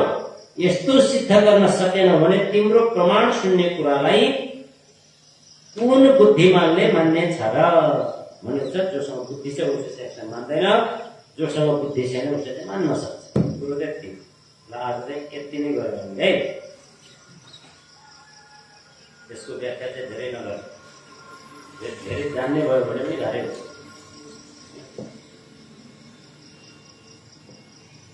विद्यार्थी गुरुभन्दा अगाडि बढ्न सक्छ सक्दैन? सक्दैन? सक्दैन? के होला न? कि सक्छ भने सक्छ, सक्दैन भने सक्दैन। सक्छ? सक्छ। विद्यार्थी गुरुभन्दा अगाडि जान सक्छ, तर कसरी जान सक्छ? मेहनत गरेर सक्छ। गुरुले देखाएको बाटो, हैन, गुरुले देखाएको बाटोमा निरन्तर लागेर निरन्तर पुरुषार्थ गर्यो भने सक्छ।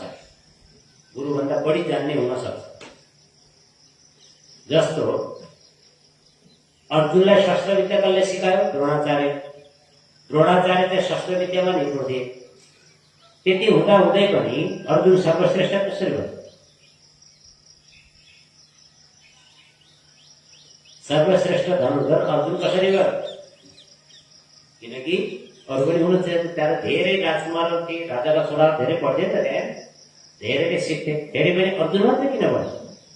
यसको अर्थ हो कि अर्जुनले बढी पुरुषार्थ गरे, अरूले बढी पुरुषार्थ गरेन। अरूले गुरुले जति सिकाए त्यति मात्रै सिके, हैन?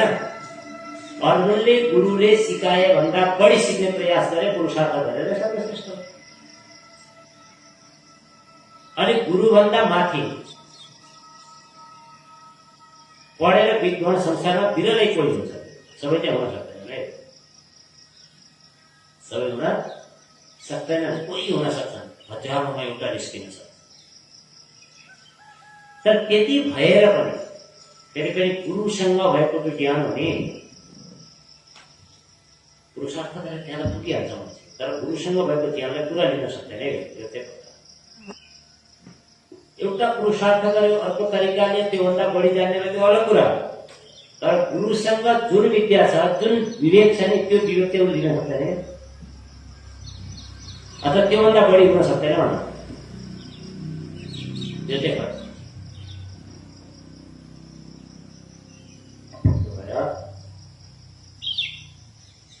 बुझ्दै जाँदै गरौँ भने चाहिँ हामी त्यसलाई सफलता प्राप्त गर्न सक्छौँ। अब विद्यार्थी भाष्य भूमिकाको यसमा वेदोक्त धर्म विषय नै चल्दैछ है। अब यो वेदोक्त धर्म विषय आज थोरै पर्छ, आज पनि यथार्थ बोधका साथमा वेदको स्वाध्याय र प्रवचन होस्, हैन? वेदको स्वाध्याय पनि होस् र वेदकै के होस्? प्रवचन पनि होस्।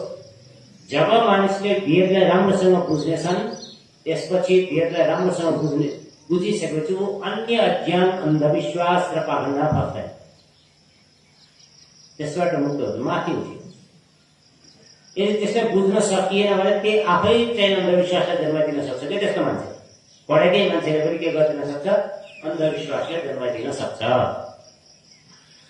सत्य आचरणका साथमा स्वाध्याय र प्रवचन होस्। धर्म र ज्ञानको अनुष्ठान रूपी तपका साथमा स्वाध्याय र प्रवचन होस्। इन्द्रियको निग्रह पूर्वक गरिने सत्य धर्मको आचरण रूपी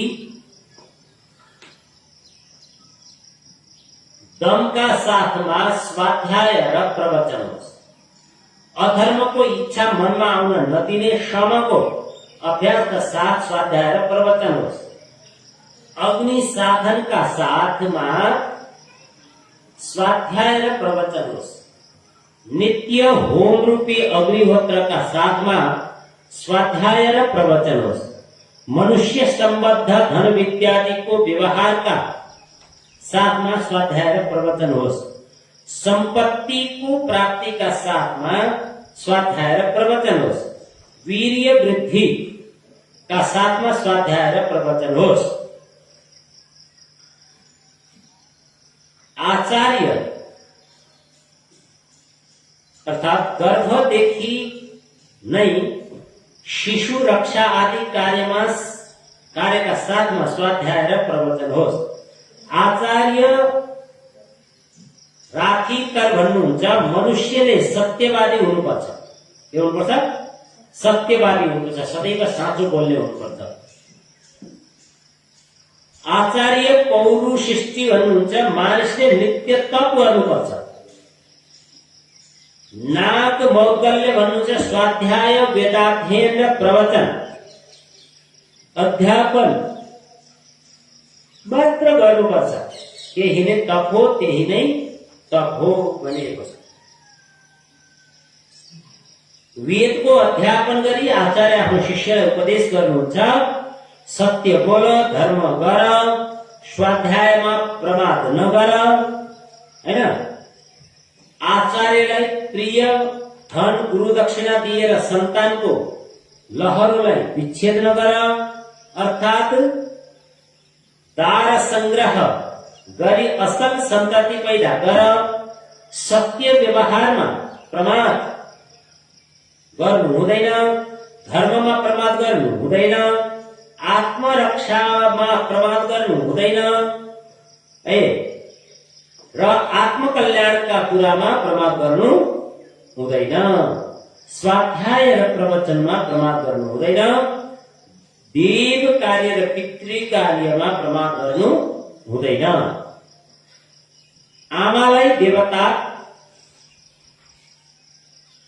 मान्ने भन, बाबुलाई देवता मान्ने भन, आचार्यलाई देवता मान्ने भन, अनिन्दनीय कर्म मात्र गर्नुपर्छ,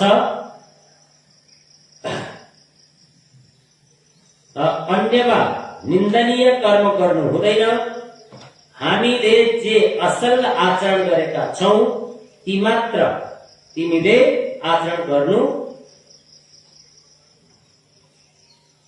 अरू होइन भनेर चाहिँ यहाँ भनिएको छ।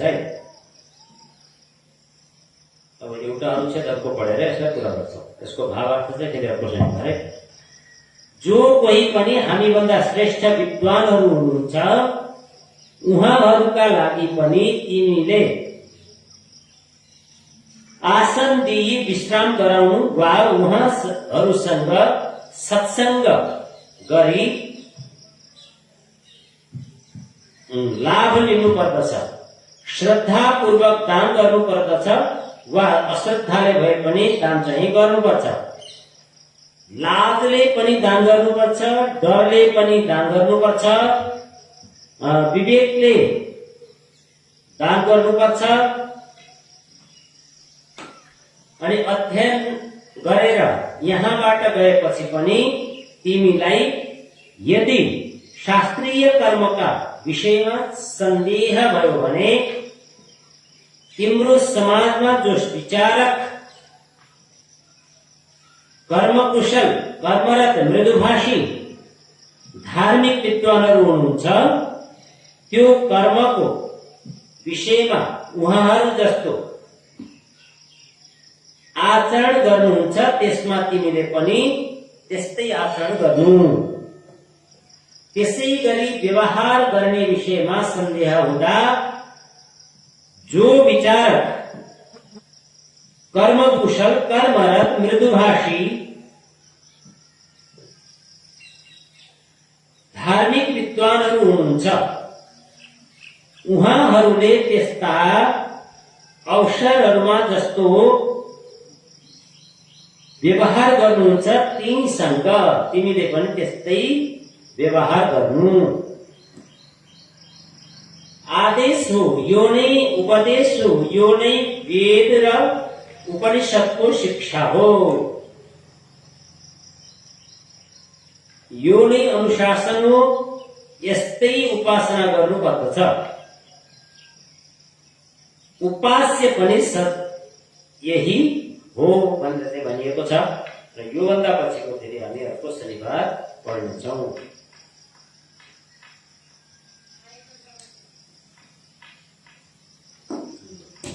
कति विषय पढिछ? 3 विषय हैन? अर्को विषयमा हुन्छ, अर्को विषय पनि अब अलिकति सुन्छु।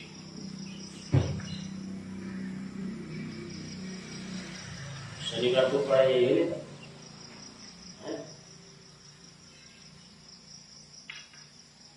ल आज चाहिँ यजुर्वेद अध्याय 32 को मन्त्र 3 सुन्नेछौँ।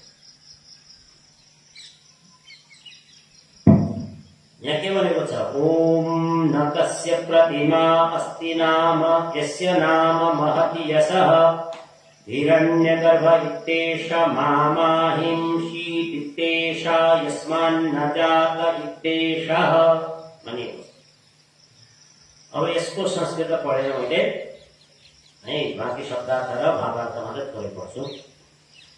हे मनुष्यहरू यस्य जसको महत पूज्य ठुलो यशः कीर्ति गर्ने धर्मयुक्त कर्मको आचरण नै नामस्मरण हो। है जुन हिरण्यगर्भ सूर्य बिजुली आदि पदार्थहरूको आधार इति यसरी यशः अन्तर्यामी हुनाले प्रत्यक्ष जसको मलाई हिंसित दुःख नदेऊ वा त्यो आफूबाट मलाई विमुख नगरोस् इति यसरी येषा यो प्रार्थना वा बुद्धि र यस्मात् जुन कारण न होइन जातः उत्पन्न भयो इति यस प्रकार येषः यो परमात्मा उपासना का योग्य छ। तस्य त्यस परमेश्वर को प्रतिमा परिमाण उसका तुल्य अवधि को साधन प्रकृति मूर्ति व आकृति न अस्ति छैन। अथवा द्वितीय पक्ष यो हो कि हिरण्यगर्भ यस 25औं अध्यायमा 60 मन्त्रले 13 मन्त्रसम्मको इति यस प्रकार एष यो ऋचा 12औं अध्यायको 102 वा मन्त्र हो र यस्मान्न जातः इत्येषः यो 8औं अध्यायको 36औं 37औं 2 मन्त्रको अनुवाद यस्य जस परमेश्वर को नाम प्रसिद्ध महत ठूलो यशः कीर्ति छ तस्य त्यसको प्रतिमा प्रतिबिम्ब तस्वीर न अस्ति छैन भनेको छ। हे मनुष्यहरू जुन कहिल्यै देहधारी हुँदैन अथवा देह धारण गर्दैन, जसको केही पनि परिमाण सीमाको कारण छैन, जसको आज्ञाको पालना नै नामस्मरण हो, जो उपासना गरेका आफ्ना उपासकहरूमाथि अनुग्रह गर्दछ, वेदहरूका अनेक स्थलहरूमा जसको महत्व बताइएको छ, जुन यहाँ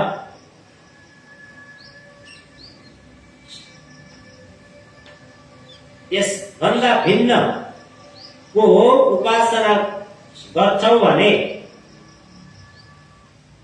महान पापले युक्त भएर तिमीहरू अथवा तपाईहरू दुःख क्लेशहरूबाट नष्ट हुनेछौ, सकिनेछौ भन्ने चाहिँ यहाँ भनिएको छ। त्यसैले उपासना चाहिँ कसको गर्नुपर्छ? जो उपास्य हो अथवा ईश्वरको नै उपासना गर्नु पर्दछ। ईश्वरका ठाउँमा अर्को उपासनाबाट फाइदा हो। ल अब संगठन सूक्त पाठ। अथ संगठन सूक्त पाठः।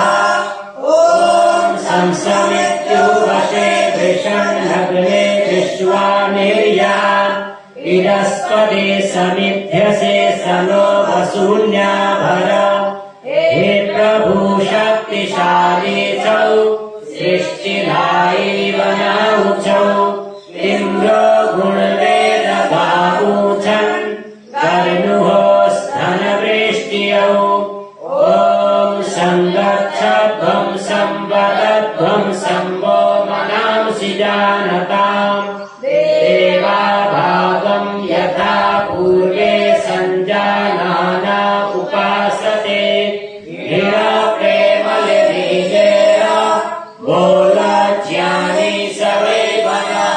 यदि पूर्वजकाजस्ते मार्गे कर्तव्य कामना। ओम समानो मन्तः समितिः समानि समानं मनः सह चित्तमेषाम्। समानं मन्त्रमभिमन्त्रये वः समानेन अतिशा जुहोमि।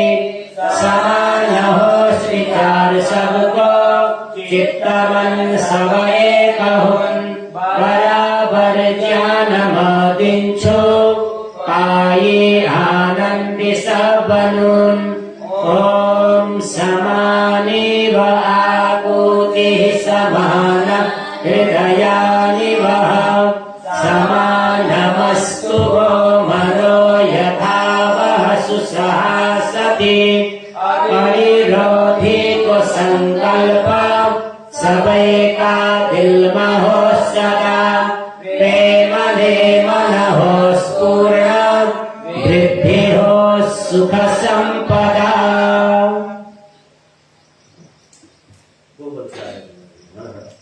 आर्य समाज का नियम उद्देश्य नियम एक सवे सत्य विद्या विद्यावान जानिए स्वयं पदार्थ का आदि मूल परमेश्वर हुन। नियम 2 ईश्वर सच्चिदानंद स्वरूप निराकार सर्वशक्तिमान न्यायकारी दयालु अजन्म अनंत निर्विकार अनादि अनुपम सर्वाधार सर्वेश्वर सर्वव्यापक सर्वांतर्यामी अजर अमर अभय नित्य पवित्र र सृष्टिकर्ता हुन् उपासना गर्नु पर्दछ। नियम 3 वेद सर्व सत्य विद्या को पुस्तक हो। वेद पढ्नु पुराउनु र सुनाउनु सबै आर्यको परम धर्म हो। नियम 4 सत्यलाई ग्रहण गरेर सत्यलाई शरण सर्वदा उदित रहनु पर्दछ। नियम 5 सबै काम धर्म अनुसार अर्थात् सत्य र सत्यले विचार गरेर गर्नु पर्दछ। नियम 6 यस समाजको मुख्य उद्देश्य संसारको उपकार गर्नु अर्थात् शारीरिक आत्मिक र सामाजिक उन्नति गर्नु हो। नियम 7 सबैसँग प्रीतिपूर्वक धर्मानुसार यथायोग्य व्यवहार गर्नु पर्दछ। नियम 8 अविद्याको नाश र विद्याको वृद्धि गर्नु पर्दछ। नियम 9 प्रत्येकले आफ्नो उन्नतिमा मात्र सन्तुष्ट नरही सबैको उन्नतिमा आफ्नो उन्नति सम्झाउनु पर्दछ। नियम 10 सबै मानिसले सामाजिक सर्वहितका नियम पालन गर्नमा स्वतन्त्र र प्रत्येक हितकारी नियममा स्वतन्त्र रहनु पर्दछ। ओम शान्तिरन्तरिक्षं शान्तिः पृथिवी शान्तिरापः शान्तिरोषधयः शान्तिः वनस्पतयः शान्तिर्विश्वे देवाः शान्तिर्ब्रह्म शान्तिः सर्वं शान्तिः शान्तिरेव शान्तिः सामा शान्तिरेधि। ॐ शान्तिः शान्तिः शान्तिः। यो वदेत्सु अभयः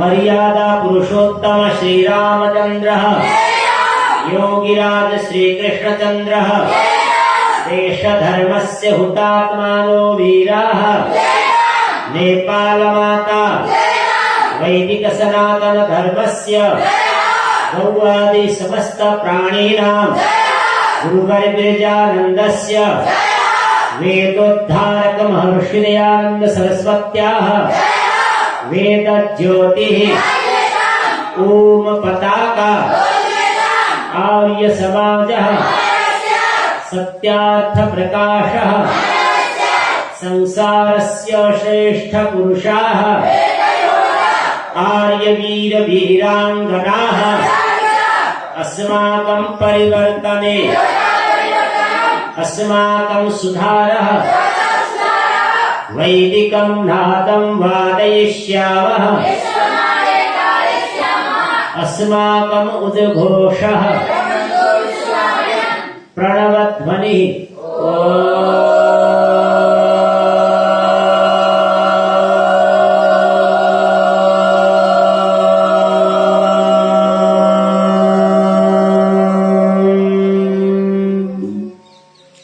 वैदिकम् अभिवादनम्